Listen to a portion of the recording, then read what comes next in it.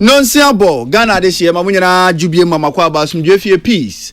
104.3, and was Gusu, Uti, Brason, Sense Maya and Sakana Semufaji Bre, Asoneson, Yadeba Sumo said, Ne, and you will know Sakasiabo. And some research and who need 100.9, okay, 101.7. Yen na no shepa o sen kran ya beka junction na yesom wodi afiri okopiem wa santemantemo a yennuanom hello 101.5 Kasibui wukra bi radio stations ne Dawson Ghana na monone wonyina ebo ma Kasibui ebi edu abobo ano social media platforms ahodo no so Kasebo no aye deja wo so Facebook no so betwa gu so live wa na eye peace 104.3 ubenya bi ahwe comment so dia tum brepamu na yaje bre yakenkan dia ma Kasebo ye chemu mienu nia enkan so da mono chia o ye de ba beso na no akire so no 2074 this week Kasebo etwagu ye na wotwimu ne ditie yabo ne bede na yasai akaka ye ho na ensem ye betodwa anwumre no nsia Kasebo a enkan so da bi ene se Masibejo fie chairman Right Honorable Abans Mana Kingsford Bagbin ene de kokobo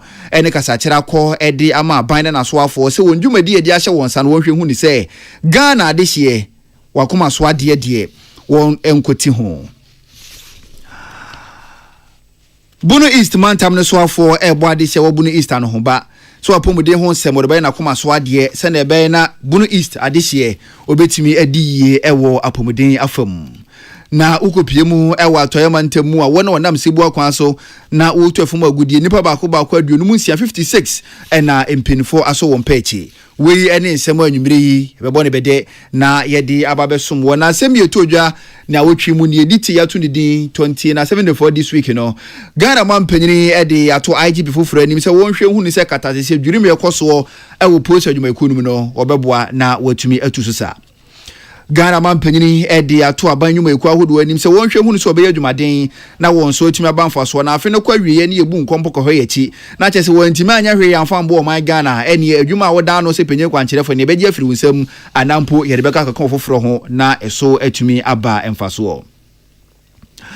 na watwimu na Ghana man panyini ekasa ye di tudwa se free senior high school hu nsem kan abire bi atwemu o ka se wo ba obehwe na wa ye review ana sensesa wo mu no na enye na opese wo kire ne se wo ba wo betwam se ne amanfo bi agi na no si bone se o man panyini se obe review senior high school ase kire ne se wo betwam no wo se enye no kure da se oba aba betwa free senior high school no emu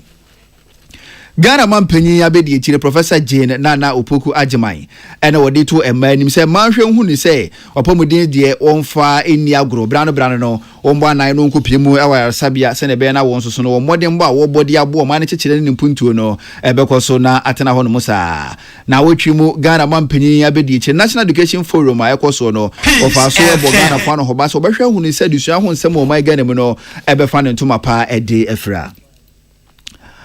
na watwimu eno my Ghana yakwa masika budget 2025 for to some fucking kan ye na ne kasem na wochirim se e-levy emission levy betting tax ene yeto ahodo ase bi mpreduasa emfa so obi edi so no endi se aban ya wabai enya de na neje ho entitin tontan obeyi edi afiri ho no mo wei ene nsem dodo na so ne todwa na watwimu ne editie ya bode bede ye de ba besom ya to ne di 2074 this week kasebo mo aseda no de di kan enkonfama 2074 se ebasa bo kidney mu how bia dia na wape 2074 na wanom edegu wa dia so na behunu se kidney yare ahodo obedi so nkuni na kidney yare no chese atiate sepo pa enwani bia ye di se da nya papa bi fertilizer ne ade haye no galamsey ene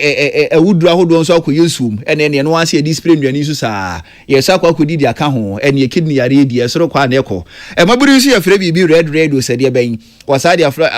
afra energy drink na wose egbu ewrade nyankopon kidney yare di ene nam kwa so ba ne doso ene nti no order for so person obo ho ba de free kidney yare no ho a na wape 2074 no anonom na be hu ni say kidney yare no odi ene die ahode be koso na atena mu sa ma so atena nkwamu ache hepatitis B and C ekum nipo pampo chain HIV ene nti na hepatitis no se wakoye test ma doctor ka ache wo say bia ba nipadua ni mu a na wape 2074 chira kwa koso na no nom sa akọ hospital koye test ye be ka ache wo say hepatitis watu asie de free nipadua ni mu oba akọ fichira oti ya opa wo nipadua ni mu no me kanfo 2074 edi ama koso na no nom na be hu ni se obekọ fichire no ebe bobokọ nkonkoti ya obia ewo mu enam yade wa ahodo STDs ha dwempo pa so ye babu no we ye bema we ye abayewa na say a bump mu agora woni je ho pa na say we dey very active mu a na wabo ho ba ya na meka for 2074 dey ama HIV mpo 20 na 8 no na che se gonorrhea ne syphilis apu na ge pu wonya 2074 a wo be di sunkunim one time eno ntine se wabo ho ba won mu die a na meka for 2074 dey ama wo se na mema ne ma no mo nkomo bi o mu die set of ne dey obedi a ya woro ho na odi a wate ne de no babo ho ban so obebo ho ban a odi woro ho na no 2074 echire din obekwa aba sundwe ma onkonya wo ha bia ewo echire candidates ana se white odi po ano ma adwen po pa na sai ade ne se wanku ni ya obebre aseko asenkoi echina na aba ade be chi aseko pe 2074 echira kwan no white obetu ase one time obusu ta hini onya 2074 no mabebo mo jabro so yare no eno a ene 2074 high blood sugar onya 2074 no mabebo wonko a boys na eboche nku ya wo se odi achinde wonko akokasa wo mu no na chese obi aka na no watum onya 2074 no mo a ebetimi abo osa yare no eya menu akramoni chese osa nti afi wenti manya chiriwa enchira pa no ama no kosa no kono kope 2074 chira kwan osa yare no ebetu ase chese nyina ne chiriwa wonso obetumi ade wo ho ahyemu bi enkuda chese wo pani a wa ekuri enyade ewu onya 2074 na anonom na odi bi bo asawa so na odi bi fa ekuro no mu a mese ma wo ho na asa wo be hu se ekuro no asase a ewu nti ma me a wo ba no wo fie na ekuro bi etu no wa ya ekuro no ntimi nkonti ama wo kramponi ye bo obeye no kope 2074 chira kwan ma de bi nom pasawa odi bo mu na odi bi afa ekuro no so wo be hu ni se nansa pe enyamani ebe hya ase adane de ama wo prostate enlargement ni prostate mo hawa hodo wonya 2074 na no mo amema ebedi wa kagina mu pa prostate yade ne so onya bia ma o mema sem mpoko fom wan hwe ye no akoto ya no maduru bia no nom se ebe ma o mema sem aba fom afi nkwa wieye obema ne ba be waja akwantifi wa bere ni padua ne tiase wonya 2074 na no mo a prostate mo hawa hodo be ye firi ho ma o mema sem so betima gina brane edi amount liver infections no hawa hodo wo hia 2074 wa wonyare nso awon tia po fatigue na ache wo 2074 eni waduru amekan fo de ama wo wo kwanko cough syrup bia ni krom hanom awon no ye hospital bia ni krom hanom awon ko ye pani ahodo wa wo ewai etima bi etim wo hia 2074 enya duro ni aduro papa de eno na house for kan magani sose wo be hia magani sose nso de a na wakwakope 2074 chira kwan boru pharmacy herbal shop chemical shop Ghana afana nyina 2074 wonsa ebetimi akabine dodo mu a na wafre 2074 penifo 0246 073 498 0246 073 498 ana se 0501 628 931 0501 628 931. This way chocolate drink no here no say no any unsushi special sujaso special range of drinks best point best assurance you to nchene ho bi wonyina ebu ya chi domina na dwe musomfo Sadat Mohammed Masin konwa kasebo making kai edi amamo afei ensem no nchire mu enie Mrasibo Jofie Chairman Right Honorable Aban Sumana Kingsford Bagbin na wakasa edi atu Mrasibo Jofo ni titiri wani aban na somfo nyina anim se di bra Ghana for edi ahye wonsa ne sebim preduas anye wonko a wonye yo enti na di bri empinifo de ahye wonsa wonhwe hunu sa na montuo bi obetuo no Ghana for benya mfaso edi afirimu wakasa no na wo chirim sa aban krabata miensa eye aban na somfo Mrasibo Jofo na mpomeranimfo no wo sere wonse wondwumadi obedi nyina no wonhwe hunu se obedwune Ghana for ho kane ansa no wotu anamo ekobasa mpuntuo ne nkankwa Ghana for hwanimu no Ghana for ensa ebetumi aka Right Honorable Aban Sumana Kingsford Bagbin disanse no to ja wonte ya na wode ma Mrasibo Jofo de afa budgetary na num ho no mo urumunyanfo atoba force no wakenkan ye o Mrasibo Jofo no eho. It's about the welfare of the people. We don't make profit from governance. That belongs to private sector. When you are dealing with profit making a private sector. Profit in governance is the welfare of the people, and we must, as leaders, take this seriously in whatever we do. Honorable members, furthermore, through these deliberations, we'll be able to understand the specific goals outlined in the budget and how they align with the broader national development agenda. This broader national development agenda is in very general terms, and this is where the Parliament will have to take up this matter for us to have a national vision well detailed out. If not, this fishing and shopping around cannot take us anywhere. I expect that this House will take up this issue and lead the nation for us to have a national vision. Mrasibajafie Chairman Right Honorable Aban Sumana Kingsford Bagbin ne na etwaguna ne kase akire no na domkuma no bando dani urumanyamfo Alexander Fenyo Markin so kase akire msentiti ya mrasibajafie no wodi amamrasibajafo no ogidie se ebeboa papa. Technical nature of budgetary processes necessitates regular training programs that are tailored to enhance and increase our analytical skills, improve our ability to detect inefficiencies, and strengthen our oversight function. So, for instance, the Minister of Finance tells us there's 1.5 billion for agriculture. If you look at the expenditure column, you realize that some 900 million plus has been allocated. So if you pay attention, these are some of the things you discover, and then you make a meaningful impact in your debates by drawing the attention of the finance minister that you can't say 1.5 billion and allocate 924 million, and even that a chunk of it is compensation. So your own agri policy, what are you doing? And then you'll be able to talk about school feeding has in excess of 2 billion and other critical areas have lesser amount. So if you're a member of that committee, you will now make a case, and I'm sure the finance minister will take that on board. Dom kumano bano dani urumanyamfo Alexander Fenyo Markin ne na etwagu yi. Ne kase akire no urumanyamfo mama yarega wodon so dadom kese na no. Ono so kasa ya wodam pinfo ase sa afibia mu no entitie bi se wode hyehyɛ so de mamra sebedwafo no ogidie se bebo papa ne titiriu ene afofrofo a wabamra sebedwafie. To review the budget, understand it, debate it, or run commentaries on the budget and decide if we will approve or reject the budget. The budget document contains policy statements, but also it contains estimates and figures. Not all of us are good with policy, and not all of us are good with figures and estimates. And so we don't assume that once a budget is presented, everybody in this chamber understands every aspect of the budget. So we need to enhance the opportunity for all of us to understand the budget beyond just reading it ourselves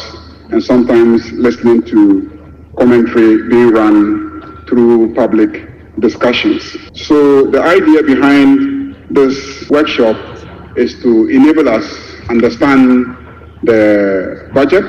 understand the policy statements contained in them, understand the figures and the implications of the figures for our constituents, for the market women, for the Okada riders. Dom Kasiano Bano Dani, Urmunyamfo Mahama Ayariga, Nene, Ena Icheguye, Manuel Akoli, Ena Wade Amanabui Ebesumo Yen. Ghana Institution of Surveyors afibia mu no de nhyamusu no kwa hyehye so bu nkompo hwe na chi bebia sinto ba ye no wahwe no wa yensisie se ne be na yekoya nim no won so ndwumadi a wodie no betimi abo my Ghana na afin so die no aba so a we ni ne toso adwunum ensia ekoyi ode ahyehye so wo sa gina nhyamusu nkwen so 20th Surveyors Week wo san ehye ho fa wo gina so eton side fro so afọ da so ye hwa asase ene wo bode ni patwe ho ehya so anno urumanyamfo Emmanuel ama kofibu amode na ni monyamba bepie mu ewo dwumadi ya sebi for ne kasem no na wuchim so surveyors wonjumadi a wodi ebo my Ghana mpuntuo ne chechiri papa na kakra wo woka de chire surveyors for ne se ene abef kon ye fa so di dwumadi ahodo na aba enti wo sere won so wonjumadi ahodo mu no won fa artificial intelligence eternity afreni AI won fa nko dwumadi ho drones dwumadi so won fa nka dwumadi ho se ne be na ebeboa na yekoya nim no surveyors so betimi aba mfa so de amo my Ghana ne kwakura mu no na urumanyamfo Emmanuel amakofibu a wo san kasa de apisu biem se ne asase ho koratwe eyiniti ekosro my Ghana mu papa Africa no so no susu se ye fa alternative dispute resolution eternity a FNADR so ebetimi abo ma asase ho koratwe ya bra no ase ewo maimu.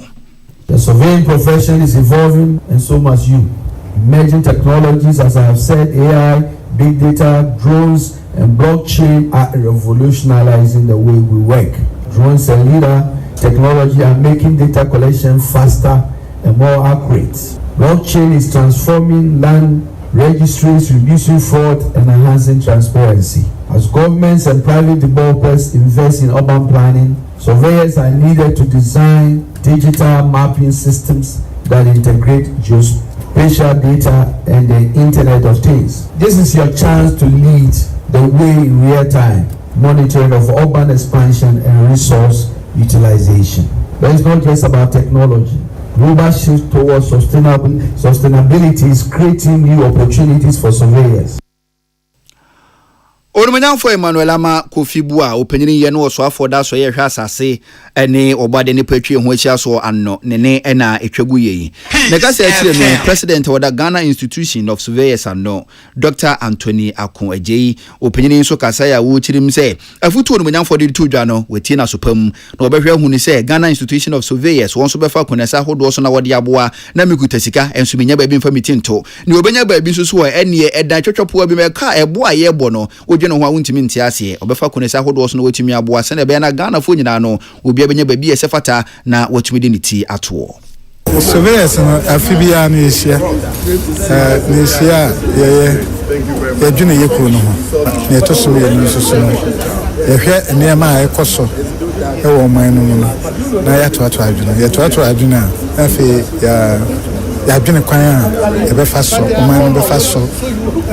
etumi azen sise ya wetumi aboa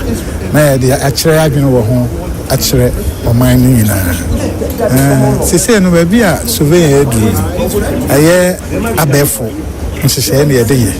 kwan a e fa so mfa se first a meme ya land surveyor those days na ya twete ten sa ne mani ne hobie sise obroni for bi say artificial intelligence sisi no kwan a e fa so yedi ejuma no in general no asesa na bine sa AI no nti AI no ya abefo kwan na de ya niema na eboa ema ejuma die no content nti na the minister no training na say we should take advantage of it. Dr. Anthony Akon Agyei openyini wa president of the Ghana Institution of Surveyors ekono anno ana wode sa ensemu yi etudwa na wo me obene wa ana wode amaneboyi ebesomo yen atena ehwe apomode ho nsem so ewo bono East Mantemu wode nhyemu so nkwa hyehye so afibia mu wono nhyemu yi wode hyehye so na wo hwe won dwumadi wo hwe won anim na wo bu nkompo hwe won achi babi asinto ba ye na wo yen sisie se na be na wo ko anim no obetumi aboa na apomode ho nsem wo bono East Mantemu no atumi afa ne ntoma pa edi afira na dwumadi so nkonya se ye no na bono East Mantemu no so afo Urumanyamfo Francis Wusu entwi de na nimonyam kwakopie mu ewa ase bi na ka sey mu no ene wo bompinifo an ho ba se dibira Ghana aban de ahye ne nsem se bunu East Mantam ne so afo no post you want in office na wondi obehwe hu ne se bra no obesi fom na waboa na apomode ho nsem wo bunu East Mantam mu no ebefa ne ntoma pa ede afira wo chirim se nya de bakofo betumi aye san se mpinifo kra ka to ho se bakofo hwe wonsa entumi enso nyame ni kata danti bra no obebo mpinifo ka bi wo maponu mu no wahwe hu ne so obegye mo esefata ne titiri ni aban ne nsem na waboa ma bunu East Mantam no apomode ho nsem no atumi agina brane lobby ne se minye armchair minister mi ankasa mefa to mo ho so na motu anamo akakra na me ne health minister akodinsa wo so ama but ye challenges a ye especially ye free baby far east but so hwe ye records mu a ye friend the eastern corridor ye western corridor the eastern corridor he ono ye atibedi Canada so kajeji ho abefa prime akọ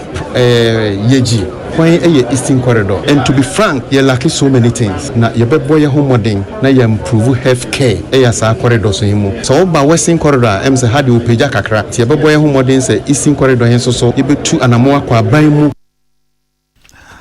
Bunu East Mantam ne so afo no manyamfo Francis Wusu entwi ne ena etwagu yi na ne kasa akire no kwanche fo hwe apomuden so ewo Bunu East Mantam no mu Dr. Paulina Clara Apia ono so kasa ya wo chim se ono so be bi di aboa na ne de na koma so pa ne se community based health planning and services eternity a efre ne chips compound no obewe hu ne se akade a won so obehia na aboa na won so ndwumadi a wodie di aboa de hye wo nkronkoma mu no afa ne ntoma padie fra no ono so be bi na wode aboa sa kwan no eso. The person here this time, the person here upgrade your health centers into model health centers. The batches compounds now, you will be assemblies boa, MPC boa, CB. You may be na wait to the chips compound I because all the cocoa or crample na we chibe brea. Why we nya health capo and quanquat now. Until I was so to engage stakeholders no be my say, be a one, the health facility wa, Nipabeba, and Salad the Hocosio. But the person here upgrade more a health centers ye trainee physician assistants, ye trainee health midwives. Na dia de honi na ye de laboratory people beko ye de pharmacy technicians beko nti hono amafoko wa mbenya the comprehensive health care nti that's what we want to do if I say ye upgrade your health centers into model health centers.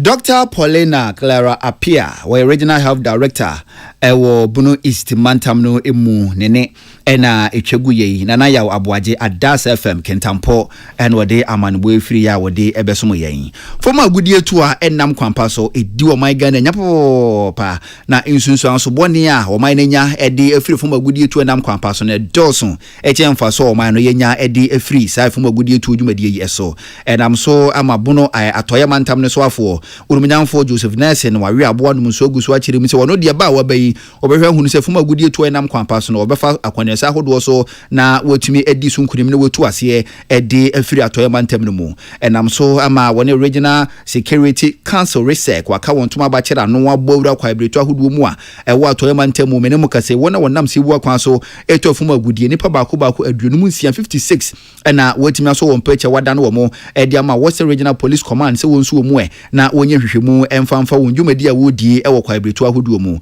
na menemu kase nipa dodo ye che dodo na wo kadada dwen a ewo takwanso ayi mmensene no emu na wo chim se chanfa machine so won sakan no baako aduonum 25 ene no so no empinfo ensa asomuo na wo hunu se Ghana Rubber Estate Company Limited on asase ewo atoya mantemu no na che se dodo na wo so wuto fuma gudie North Palm Oil Plantation wo mo so masase amanfo wo so wuto fuma gudie kadadwen o masase wo mpoho eno se amanfo wo so wuto fuma gudie enam kwampa so na nipa aduonum nsia empinfo so wo mpachi emu aduanan so eye mema emu nkono enso eyema na Brigadier General Musa Waja retired wono company for atese operation wo ya watimi aboma ni padodo 56 watimi aso won pechi wo se rapid response team so ewo takwa omo so bo ase na be na takwa forest district so no won so wona wonam sibo kwa so tuofuma gudi ho no obetimi aso won pechi na abeto mpini for apono so forestry commission won fa watakwa nso ayemu so no watimi aboa nipa enwotwe 8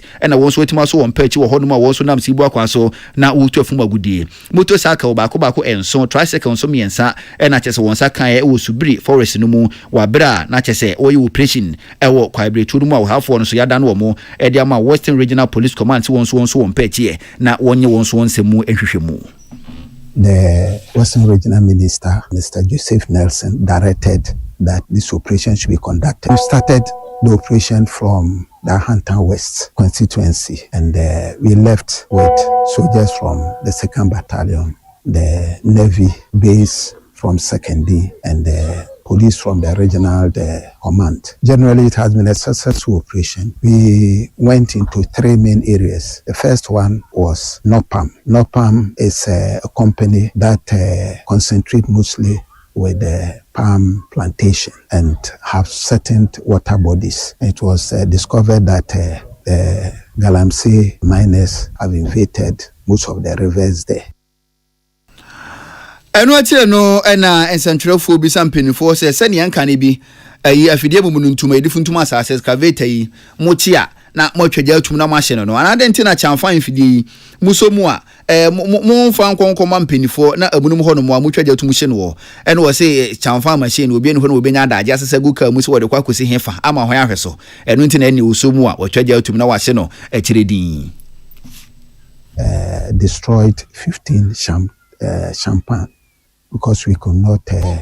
dismantle them and then bring them to base. And then over there, we had 2 excavator machines which have been brought to 2nd Battalion of Infantry. We proceeded also to Grill, and over Grill, we managed to intercept some tricycles, 2, and then some other items like water pumps machine, and arrested 52 suspects, which will be screened by the regional police command. The last area of operation was at Wusijo. Peace FM. And over there, we managed to intercept. We managed to intercept 1 excavator and 2 payloaders. The operation went on successfully. Brigadier General Musa Waja retired. Nene ena etwagu yi apia danka Rock FM ena wode amonbo free ya wode ebesomo yen ewiase nyina ye ne safi bia mu no yenyi da conference ho no mo na consumers wa woto anase wa woton yemfa enhye wo hofa na edin wode atoso ne World Consumer Right Day na da so nkun no my Ghana yenso ya hye hofo bia Consumer Protection Agency wono fa wo Ghana wakasa ede afa ho chirim se Consumer Protection Law bere bia twebo na campaign for hwani mu enyanda ne law mu mene ye bill empin for hwani mu se nkobeje tumna tima baba ne law no ada ho no ma chedodo enam so ma consumers wo my Ghana mu chese kamia akọ ese yetietie omofa hodie so saa na prempe okoji abo aduhene wo director arbitration and mediation ewo Consumer Protection Agency wanatana ye en wakasa ne wuchirim se 2014 ton enam pin for years Consumer Protection Bill no obahwe ne wadi ho nkomo na waje atuma ne tima baba ne mra ada ho fi 2014 ababesi 2025 bill intimi na ne mra ena che da ho no mo na chese yetietie Ghana fofa hodie so saa wo se yenhwe isi jadwuma eko isei bibi timisi ene ebosume beye ne wo ho na bill yemfa mbrɛo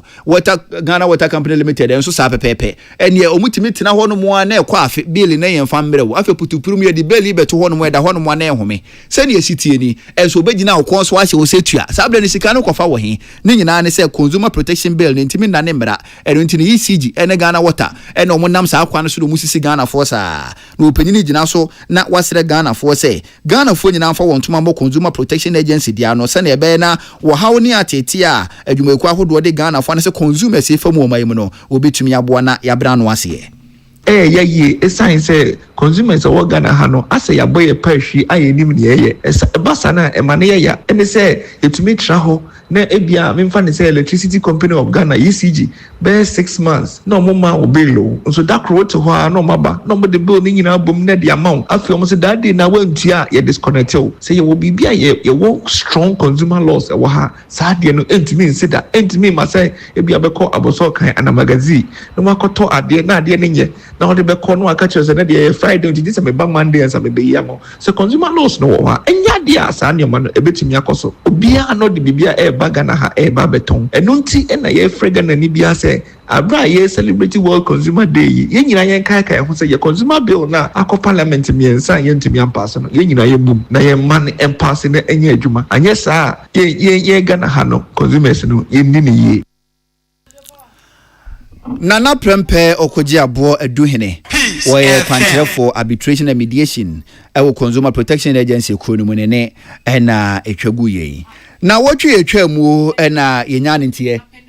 se ukokopie mu ewa apremade kura eben hwidi mu a ensubrane atiegu amane ekroyi school ba kwa wo hono mo eswapa fa kwa chechere di wonti beto akwa yedin de amomo fa kwa edusuafo nso betena no waje ntete enso so no eno so akwa yedin de amomo papa enam so edusuafo nko school achechere fo nso tifia o mo so no o muntimi nko kyera de na brama ne boye beto yapono so yedi hu nkomo pepepe ena hafomantam no so afo urumanyamfo Charity Gardner wone urumanyamfo Alhaji Collins Doda asutifi South Masebedwani woka wonti pama no kokopie mu ewo apremade krum ho no mu ane wakwa ade hye no emoa ene akande obetumi de aboa se ne be na school dan fa kwa chechere di wonti to no obetimi aboso wato dodo na no edi akwakoma de hye no na eka oboye no osusu se ebe ye 68,000 Ghana cedis ho niama ena chese wode akwakwa de hye no emoa cement bags ba ko aduonu eka ho bi plywood a obodan no so wi a wode ebeka ho bi no so no ba ko 45 pieces afin so enchensen 14 packet ena afin so na ro de bebo so 30 boxes workmanship nso a wo mo obeye adwuma ne bi tuade am wo no 4,500 ena mpinfo yi etuade ato ho no mo se adehye ni so mu na won fam wa se na ebe na adusuafo no obenya ba bi ye sefata na watena watumi age entity Teacher for asesi a omunya baabi na ni students a omu bibi nti omu free classroom akwatena tenafi a omu nko school no yakokeka yeti bom epe nyoma kakra se yede ba ede aba abeboa community no se de be ya teacher for betimi akọ back to classroom na students so etimi akosua ade science cement iron rods plywood any adoa any iron sheet a yede ebedan community no so omu betimi start bibi with enyoma we ya yede abai na yase akọ echire akọboabo ehu bio sanse enye school ne nko a na enye bangalo ne nko a openiane ne etwagu yeyi unumanyamfo Charity Gardner na ne kasa akire no nana adomako befi apremade kontihene ono so ejina de hye na mu aneman oje ye hede asede ni kabia mampenifo sana muntu awotuwe wonani asododo Who are the fair minister and an impanion for honorable Colorado Ababe and Kuma Sabi, Eka Ajiansem, na Abayako Abayaba, where you who bid us at the SC now, Nanema or Modia Bedum, Croatia and Famua teachers quotation, Sabi, the Becan, Yame, Unshra Omo, na Omo Munuma Dina Omudino, and Kosoto. Nana adomako befi apremade kontihene nene ena etwaguye jupa ena wode amaneboyi ebesomo yen madwen kira amode aba ni dikan ena mede etoaso yi Suleiman Mohammed edi firi sunyana o 2025 budget no die Robin Peter T people papa ena ndis wayede a kire Ghana fo yi o so muni hwehwe ede ma Ghana fo amanyo sem kutu ena course wo budget ni mu ko mensa pillar 2 do mekwa benya constituency o so no matter any situation MPP omo be sign ababie mu insha Allah MPP will be back 2028 special greetings in confirm Haji Asafia Mohammed incoming MPP National Women's Organizer hope for cool men san pillar 2 dey odebetu mu no star boy o se wo hweka sebo no wa hafu mem airport Peace FM no size o se ka sebo no ayedeja o manyan for Haruna Mohammed MP so na for north yawo mem ene ne papa o se munyina no mutie ka sebo na ancha so nkonso enko enfama mo Masawood ewo Kumase Bantama o se fight against illegal mining no ehu be hia se Ghana fo nyina ne soro waka ne so mu bie won so mani nipa enya da aban no kwa betimi aye ye nyina ne so mu a e betimi aboa na ya sase ye kwaye eni yensuo ye tumi abo ho ban o se encha nkoma chama no de ne ho kwaku apia ku mensa pillar 2 do me kwa benya constituency makenkan ba ko ewo ho no modada ana ne Samuel Kunsu koju okrum o se efise NDC ba pa eni Ghana fo economy no ye nshede hu so ye so kura Mr President enti waba pusu hu na ye hu bibi Alex Denyo enso die nie Alex Mansada tanyumiri mi cha papa na Tajewu Volta region Ketu North na metiu edi efiri o se NDC government onye dwumaden na wonfa emboa akuafo na akuamo aboa te na Blekuma Central fantastic news live o se loud inside and suma ya sore da ho special greetings nkoma Abanga Yakubu Fuseni aka MPP Abanga o se obia bedidi peche NPP National Women's Organizer hope for nana akuamo aboaten Ablekuma Central say enchaso nko ebi enko emfa emao Salom Boaten o say Ghana Education Service Recruitment Opportunity there be we advert na we na Salom Masawood udie no matwam makenkan dada Isa Jande onso udie enie o se mansa data nyumire mechiao na me wotakwa na metie kasebo no edi free peace news die number 1 Shama ba Edna Benya onso udie nie o se every dubious allegation bia MPP omo make against NDC no enya de be yadwuma MPP betima to future wo wiase nyina agu Ghana fu ani ensoso no enkusi aga NDC be yadwuma edi aboa Ghana o se MPP mo pa mo betima kokot period ana ni kunsu ko ojo okrum o se free se NDC ba pa no economy no ana ne makenkan odi ba ko dada Amisco Spelele Kaswa was a former IGP Dr. George Akufu Dampare obono homoden pa Ghana sujebo ayo no no obi ne ho no obi timatena ba bia kasa Akufu Dampare na chese ninsa enimu opinine no wabo wotwa sapade atohoro mama post adwumaku nimpo enimu atimi abanyam nanso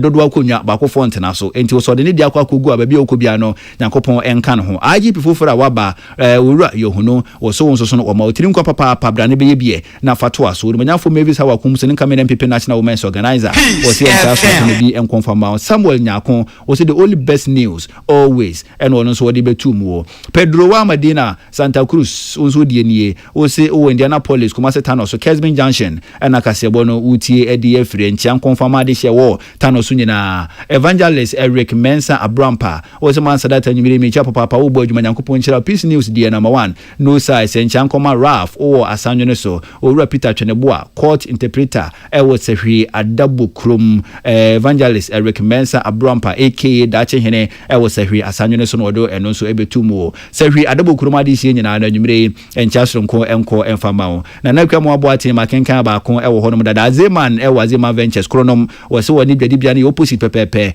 was say IGP fofra wa ba wo Christian Tete yohuno was say utiri nkwa na obo abaso na waka che se wo ba ehun so bra na be ye na fa bo ase na be na police adwumako no be fa na ntoma pa edi afra fantastic wo be for so de na first round no me de sorry so wo so wo se hwe asanyo so wo se MPP mo ye the biggest problem ewo edema o my Ghana wo se mo ankasa mo ka se Ghana for to about the mo abating tax levy emission levy de be mo be ye firi ho na NDC aba no wo ye firi ho mo adenti na mo ka ho asem wo se mo ahumusu ban mo bet na opposition by 30 years and over enti mo boabo am ho wo se EP multimedia mo wo asanyo so enchaso nko enfama mo nyina fantastic we be for so adwo nkyere a wo de eba he no mo amode wa ase ho no edo so chen na makenkan na so no meba mo homade na ne makenkan nyina no e de ama mo first round enie ye ho meka sebo no so ye ba second round 2074 e ba mo adwo nkyere kam no me de beto aso e de ama mo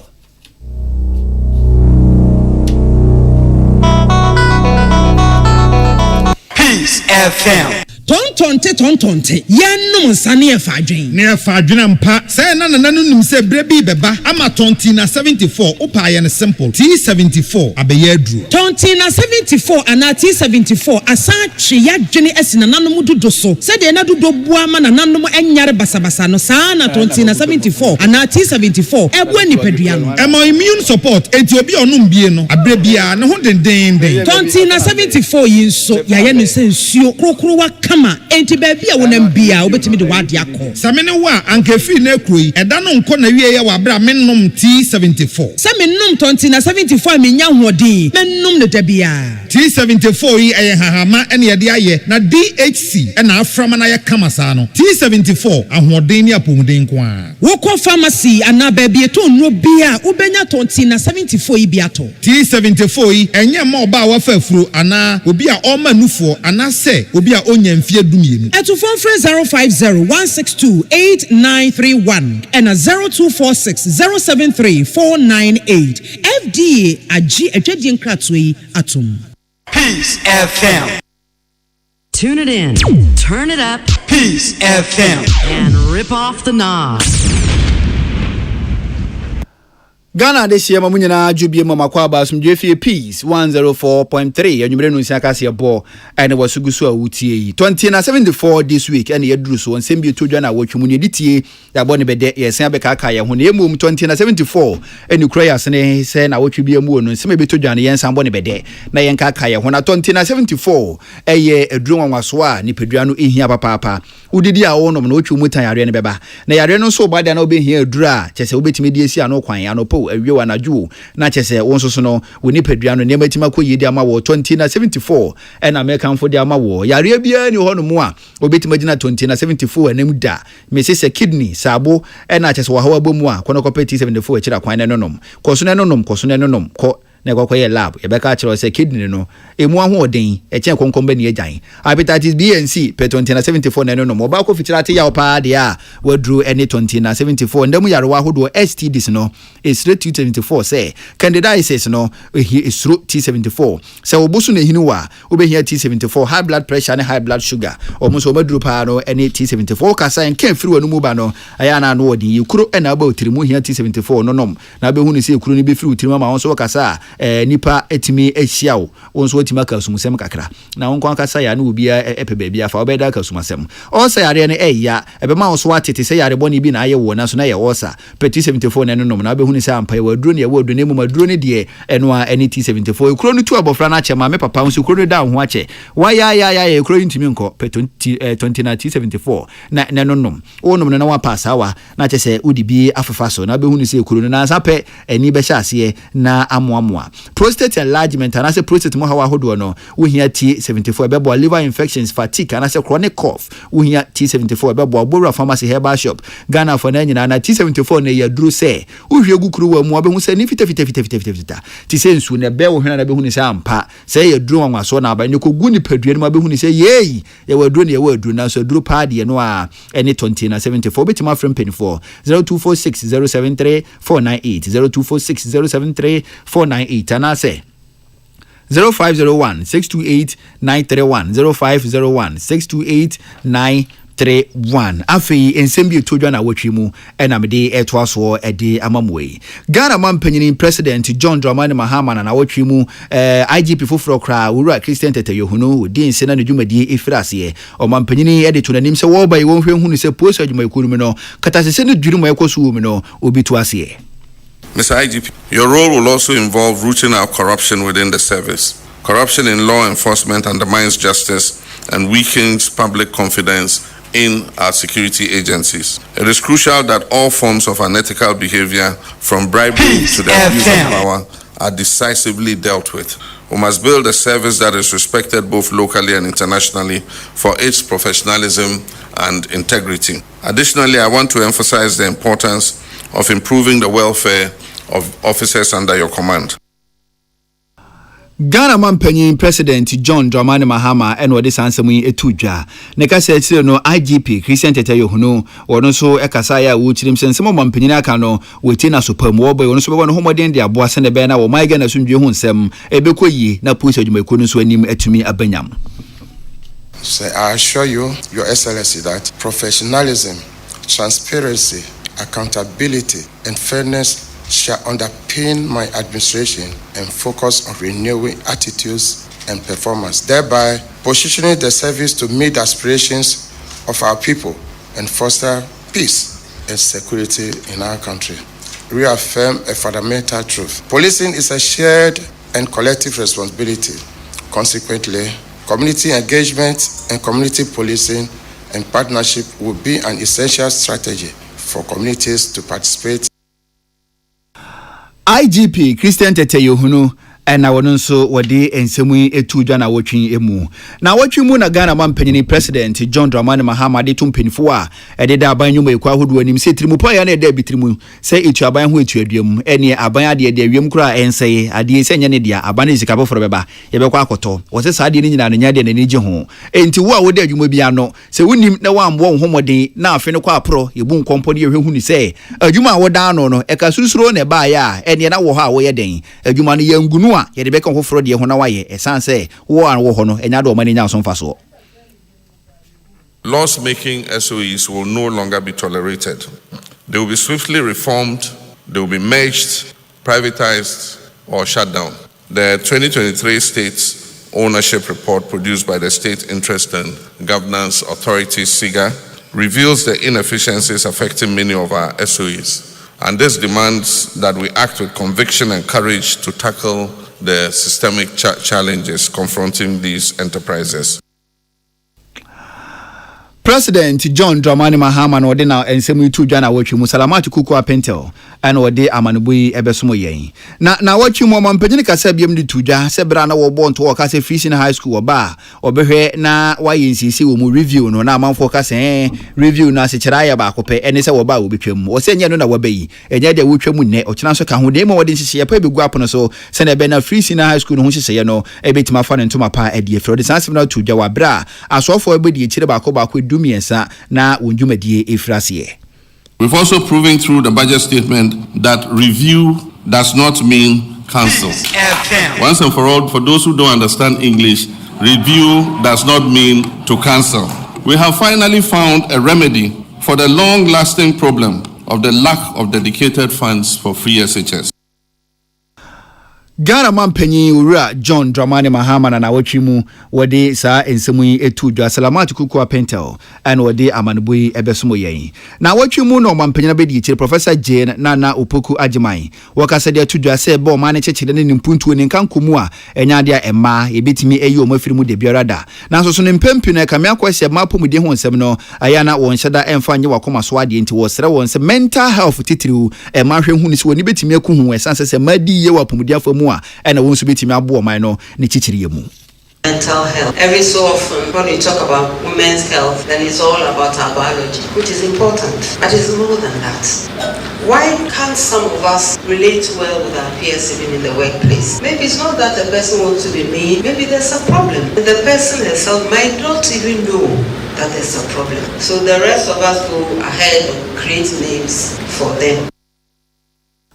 Ghana man penyin ya bedi etire Professor Jane Nana Opoku Agyeman ena na wotwimu wode ensemu yi etudwa Patricia Sefa Fisher en wode amanebu yi ebesomo yen aban ye di nefo polepole aduonu ba ko 21 days si ho no ye sa adwen ho ni ba ko fotrim enti wo kwa program afo na nyina na wadwaje nkyere kwan pa obefa so na ye disu ho nsem betimi afa ne ntoma pa edie fra na 21 days abawie ye Professor Jane Nana Opoku Agyeman ka sem na wo chirim sa na muntu abane gu apono so no abo papa pa ogidie se gina ye si efiri mu baaye no betimi abo madusua ho nsem o mayimu no atumi ayefe. This closing ceremony signifies a key milestone in our 120-day social contract with the good people of Ghana, and it was a commitment to build consensus on the urgent and necessary reforms needed to reset our educational center. We recognize that the education system we inherited was not a very balanced one. Professor Jane Nana Opoku Agyeman nene ena etwagu yi na wotwemu Patricia Sefa Fisher eno de ensemu yi ebetum yen na photosan for Dr. Atoba Forsen ena na wotwemu wokenkan o my Ghana yakohomasika budget no na ne kasem no na wochirim se wo hawa chese egu Ghana for so no enye bi kura mpanie na nipa opa ne ho wo hu na senemu onso na wasum tax bebre edegu Ghana for so ne ebe den na o my na fa ne tuma pa di fira enti na to ahodo osusu se bi mpeduasa ewumu a enhyema enimu so a entosine no obeya firi ho se ne be na Ghana for komu betumi aha omo ene betting tax wochirim se aban na ninje ho woyi ede firi ho no mo e levy eno so na aban na ninje ho obetwam emission levy eno so aban no eni enje ho ene insurance VAT da so no aban na ninje ho anyina no owura atopa force nchirim se na aban ya wobayi obehwe hunu so obeya firi ho na Ghana for komu atumi aha omo. Mr. Speaker, we will abolish the 10% withholding tax on betting. We will abolish the electronic transfer levy, e-levy of 1%. We will abolish the emission levy, otherwise as in Wusie tax. We will abolish the VAT on motor vehicle insurance policy. Edwachire no ena owura atoba force en waka seta BMD apiso se so man sika sem betima afa ne to apadi efira ene enye Ghana fonko ana wo se wo kire won yemkom aban so so no so ye biye de bo ani tini sayo so tini sika ebekọ aso ya hodo atena ya hodo na mpo aban kesiem no mpin fo behwe na wotumi ahwan so we ne kwampa aban ne fa so no wode abobo sika no edi abo man puntuo. Mr. Speaker, Ghanaians through the recent national economic dialogue have expressed a clear desire for fiscal deficit and public debt to be reduced through cut in government spending rather than through only tax measures. We wholeheartedly agree, Mr. Speaker. Going forward, we will tailor our expenditure to align with our fiscal realities. After all, whoever pays off their debt gets rich. Dr. Kesel Atoba Forcing aya fotosanfo ena na wotwimu wodesa ensemu yi etudwa na wotwukura mu no ena Atoba Forcing wasaka sabiem di tudwa so ba ya honede famu e ka emene ahonede aso ye no enya asem ketwa isi gina baabi na krunsu ne gina baabi na so abane de hihye pegu apono so se ahwe kra no wode ankronkro dwumede kakra be bata ho na kwampa ye fa so no edi chichika edi firi Ghana fo ho no ebetima koyie na isi gine netco wonye sika edabo dwumede ho bra. Mr. Speaker, to address the energy sector challenges, including reducing the quantum of large energy sector shortfalls, the following energy sector recovery program interventions will be implemented this year. First, Mr. Speaker, ECG and NEDCO will implement a number of measures, including metering and implementation of private sector participation. Mr. Speaker, we will also implement the liquid fuel to gas swap through an increase in end gas supply. Nanu achire no ena owura atoba force no wasaka sabiem dia tudwa so my Ghana ye niema wo ha no mopo pa niema dodo ya credit fra mo no ebu be yo ha mu chichemu adi okono de ye bi wo man mu nanso ija ye de wo ho ne akokra nkofo de aba endi saban a wo be obe ye nhihye se Ghana afi nso ye be hya se ne ye nso niema ye wo ha no ya kra dodo na de akwa mo ne de nya dollars ye bi aboa aba isi kasem no ahoden atuma bam. Beginning this year, we will formalize the export of Ghanaian labor to other countries. We will ensure a structured and beneficial system for Ghanaian workers seeking employment abroad and create safer legal pathway for them to work in foreign countries while protecting their rights and welfare. Mr. Speaker, this will also reduce illegal migration, prevent worker exploitation, and maximize the economic benefits of remittance and boost foreign exchange earnings. Ora to ba for sen ne na etwagu yi na ne kasa ekire na wotwi mu no ene nka ne fotosanfo urumnyanfo Mohammed Amin Adam wono so kasa ekire mu se na ensembe na NDC kan se oba ye economy MPP jan ho no no chese ISS amompo mu ayo wa ho hyen na nso mu awre ho nkwa wo se enye ne koreda NPP ja economy ye papa hodi wo mu na akono se enchenam ene wojade to ho no de ma NDC nti ensem wo NDC ka se economy beto ye no na chese MPP eye na ma wa wenyinyina amanaka dompe no ne kure bi anim. The minister has confirmed to the whole world today that the economy we handed over to the NDC government was a strong economy. We have been telling Ghanaians that the economy was not in crisis. President Mahama used the soda to lament over an economy which was not in crisis. And yet he told Ghanaians the economy was in crisis. You watched the hesitation when it came to announcing the growth figures. You also watched with hesitation by the minister when it came to the debt levels, the debt to GDP level. The reality is that as of the end of last year, 2024, growth rate, real GDP growth, was 5.7%. And this was released just yesterday by the Ghana Statistical Service, confirmed by the minister today. Urumnyanfo Mohammed Amin Adam enka ne fotosanfo na wodi sansem yitu dwa na wotwe mu wabra na fotosanfo owura ato ba force na komasika wakenkan awie na na ya wansa afram ene wodi amanibu yi ebesum ye na wotwe mu na budget ne ho sensem ano nam so ma sensa otumrase bedwani Urumnyanfo Reverend John Intim for John so kase a wochirim se NDC for dada Ghana fu levy ozu obeyi betting tax obeyi COVID-19 tax obeyi na okenkan budget ne motiye se etu ahodo bi so wode ba eno no ase wode ntoma fra ho mo anse dante ho asem ye afiri ho na asofoforo na nam kwa so ye ba nti Ghana fo mumia musapo mu. Say, Uba Mikroma, yes, was a baby.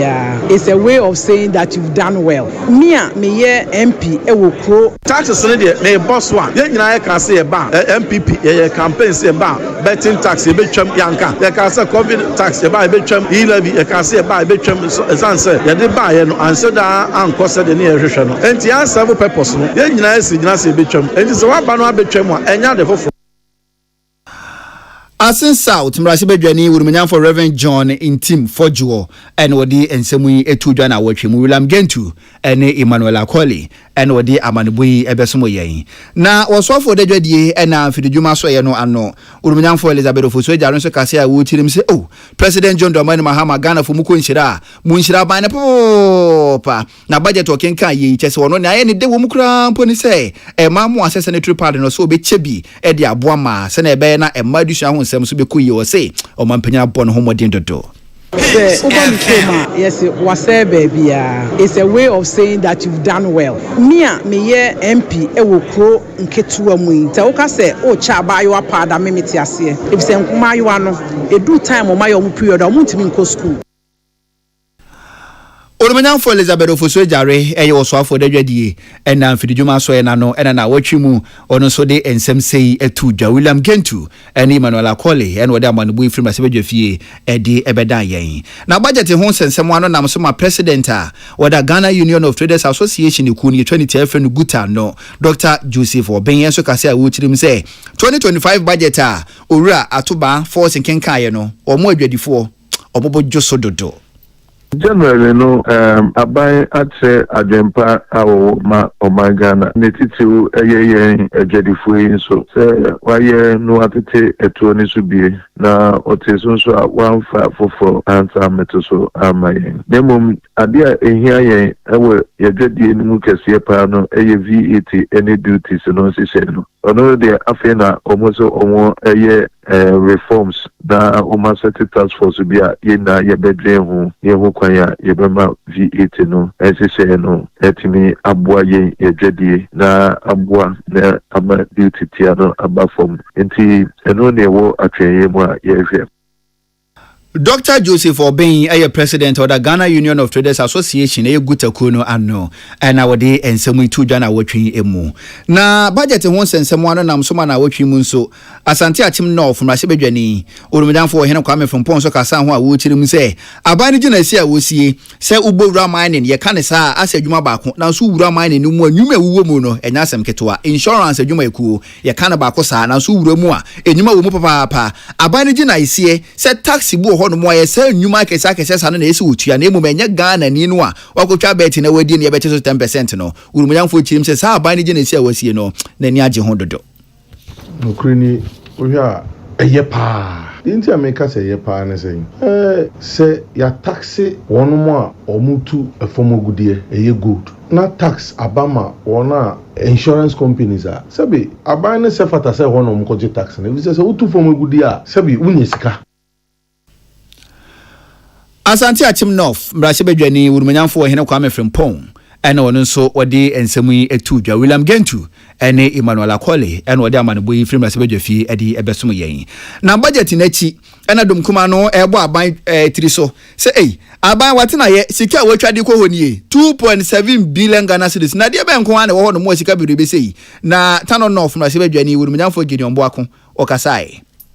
printers, pens, and papers, office at the office of the research department. All of that 50 million cedis. And keep 20 million cedis. Office of Government Machinery, research department, maybe a head and 2 or 3 assistants sitting in one office, 70 million cedis. This is a government that wants to cut costs. Again, the same appendix. We have government communication. This is Salis Ofosukwache and Shamima Muslim. Government communication. They said they have collapsed Ministry of Information. They've saved money. Yet, under government communication, headed by Salis Ofosukwache, deputized by Shamima Muslim. Tano North mrashe bedwani urumanyamfo Gideon Boako ana wono nso wode nsem sei etu dwa na wotwi emu William Gentu ene Emmanuel Akole ene wode amanboyi ebesom yen na dwaben mrashe bedwani ene urumanyamfo Francis Owusu achawo opanyin so kasa na wotwi ma wotirim se wabra Ghana mampanyini State of the Nation address so na walking kan no enkane Ghana mampanyini owura Nana Adudankwa Akufo-Addo sebi wa mo opanyini na mo na wo hwe aban a chese enka ne Ghana mampanyini na Adudankwa Akufo-Addo gya wo ho no mo NDC ba beto aso ya na efe akono ente ye ne nwanwa pa so mampanyini John Dramani Mahama obekenka State of the Nation address a enka ne Ghana mampanyini na Addo wa manamo Tree for life no eno ane Green Ghana project said the concept in sana mihunu say ana yenim ni say obaba ye no nenso so no yeninam enyaja said the nedika na be hu ye no e so ma yehu said the sitie ansa na ba wo de na apesa wo ye no wo de ato aso enso so nyina no amasa Tree for life no yes e ade a nyina e beji atum say e betimi aye said the Green Ghana na pepepe owie no say ka say for the blue water project nso so eba Blue Water project na wode ba no die na wosenke odikan aka ho asama na be no na ban se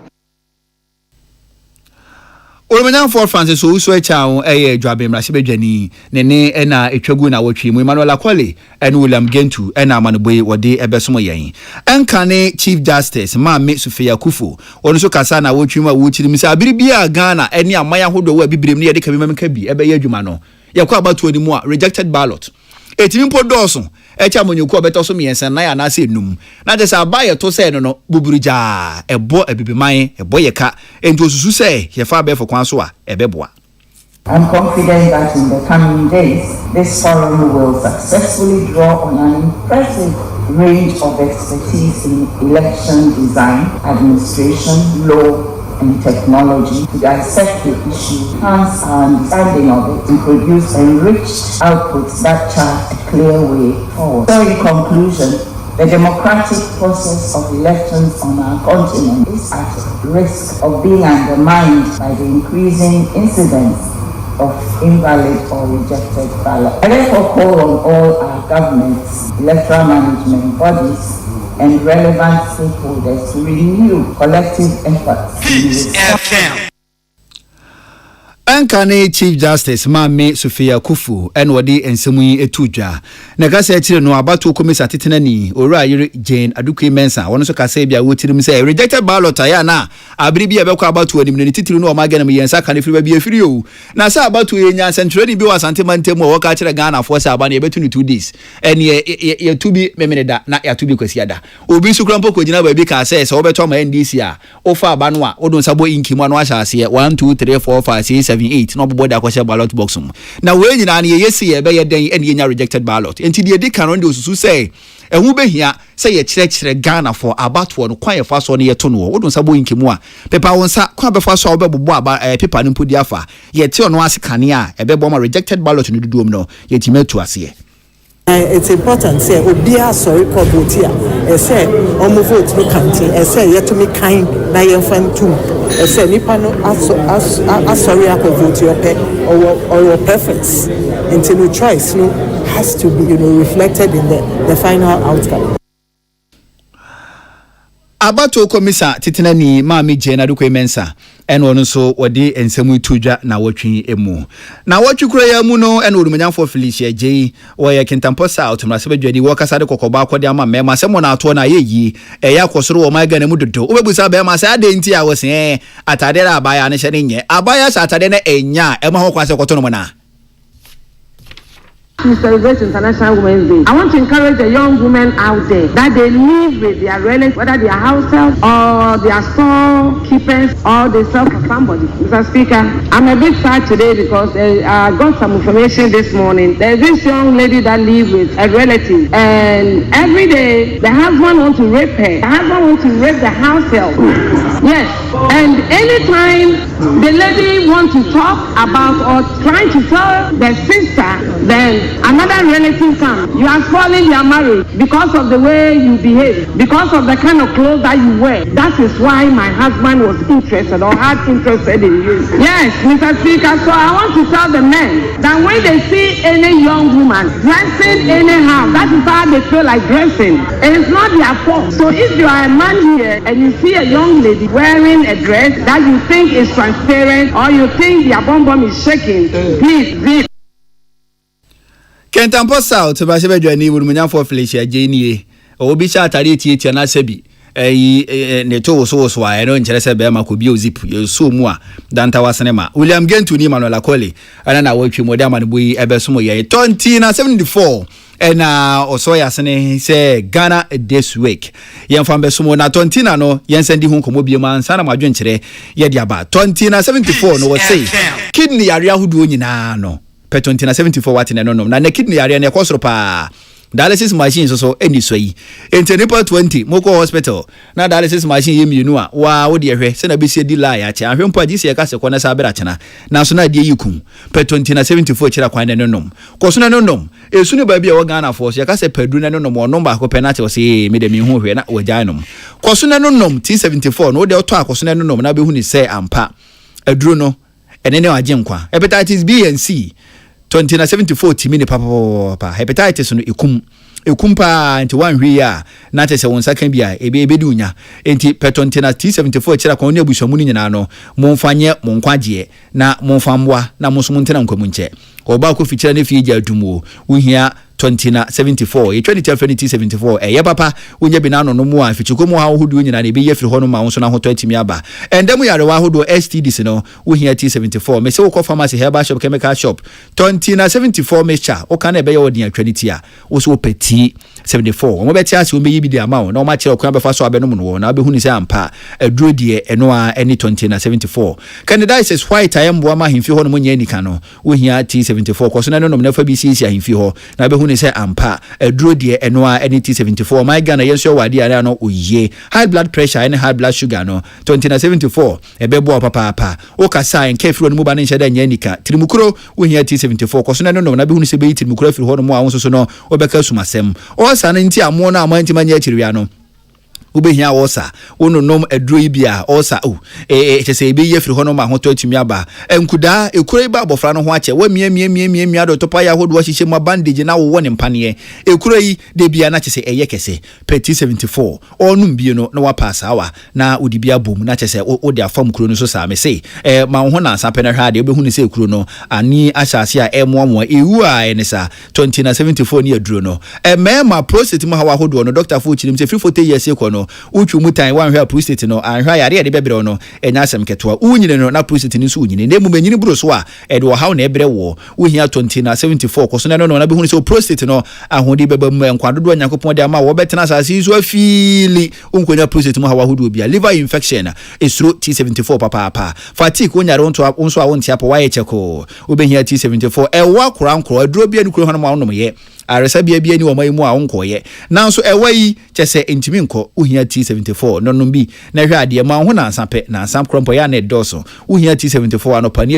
anwumre me se obehu ni se niema ni bedane ewo ni padua mu papa yare amabobodi mpo ni o ya bire ni ntimi mbonyi nyina me se odi akoso ne nonom uni padua wo skin mpo obehu ni se niema ni bedane wutiri nwi wani wonkwa wani se ko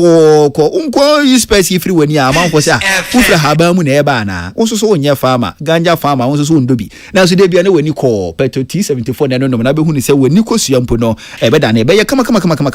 o mo rebefu wankasa behu ni se ampa eniema ni adane woni padua mu amkokọ gym ni ade no say what page that ya Moses yentimi mada so hu ni aye no enkonko fa e supplement ni ade bia enkonko ha kidney bia ani peti 74 no na be hu ni say Moses no e be sha ase na afefe kama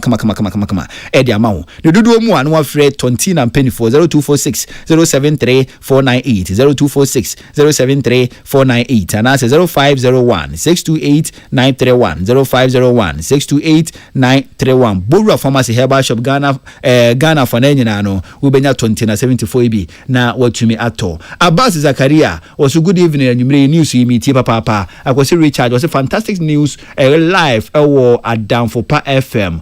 Jema ose mombo mohomoden na mombo so sa okay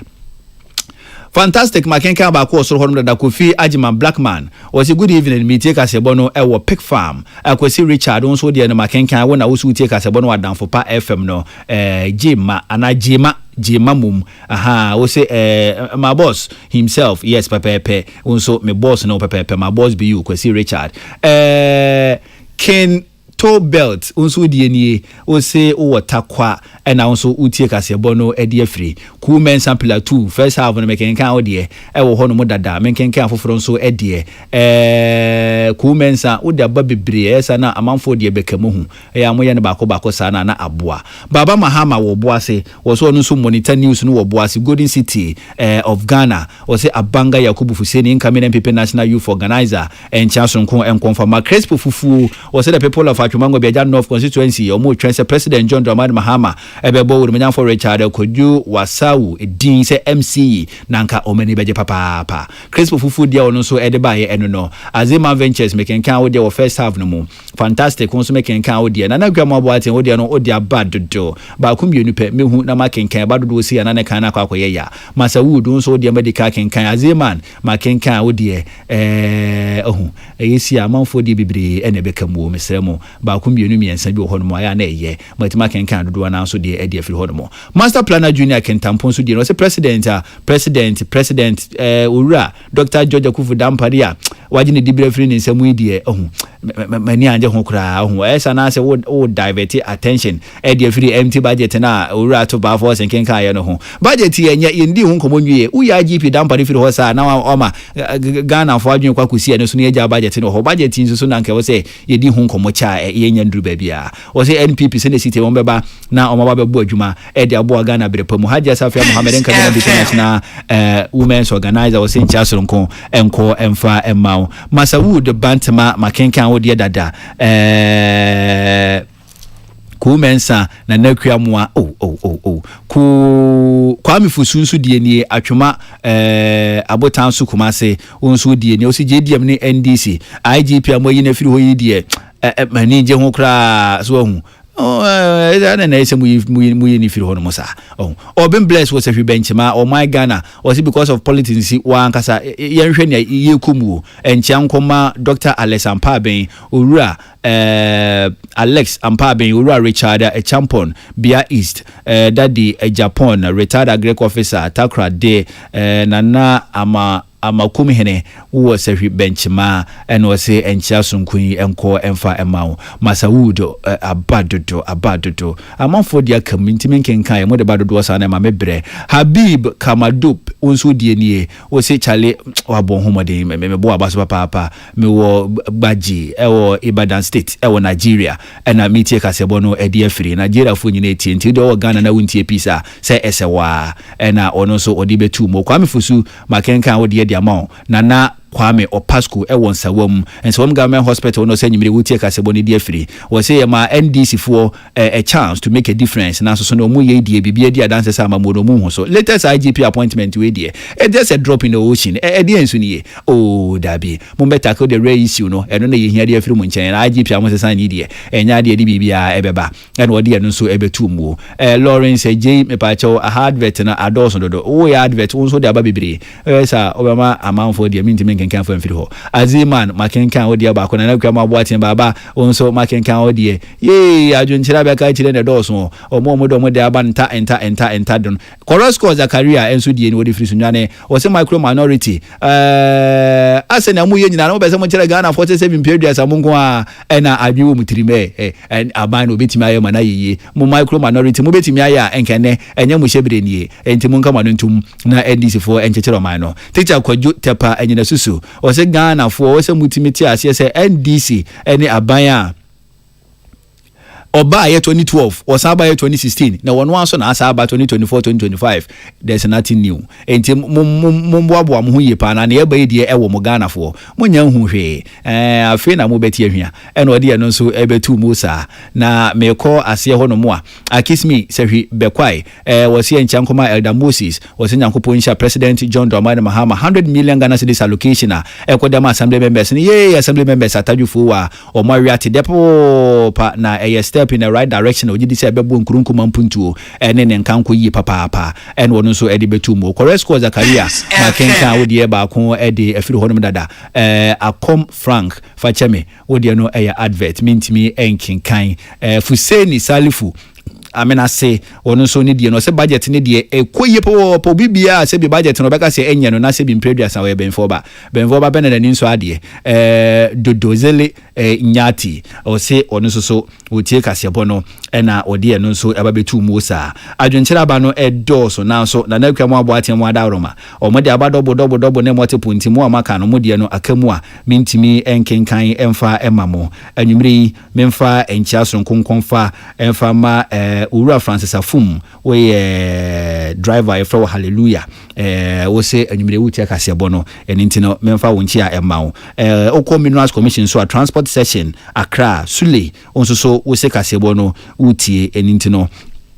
mambo dia onemede onso wonchi a enamede afambo no ewie aha na berebe me kwan na nunsia kasebo amosomfo Sadat Mohammed misin konwa ede beso mo no yede nyina esie kasebo no asise no ekomo atene